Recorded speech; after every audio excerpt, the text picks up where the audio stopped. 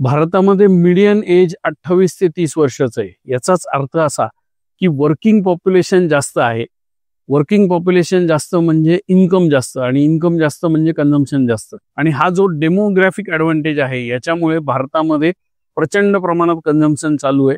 जगातल्या सगळ्या मोठ्या मोठ्या कंपन्या भारतात इन्व्हेस्ट करतायत। आयफोन सुद्धा भारतात बनतोय, आता टेस्ला आलाय आणि सगळेच इव्हेंच्युअली भारतात येणार आहेत।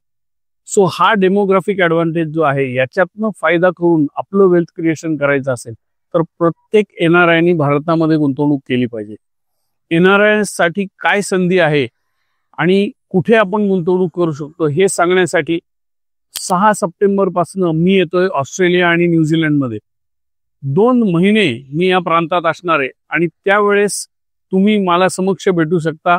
अनेक वेबिनार सेमिनार मी इथे घेतोय, जेणेकरून तिथल्या एनआरआयजला भारतामध्ये गुंतवणुकीच्या काय संधी आहेत याची पूर्ण माहिती मी देणार आहे। सो ज्या लोकांना मला भेटण्यामध्ये इंटरेस्ट आहे, माझ्या बायोमध्ये जो फॉर्म आहे तो भरा आणि we will get in touch with you. Till then enjoy.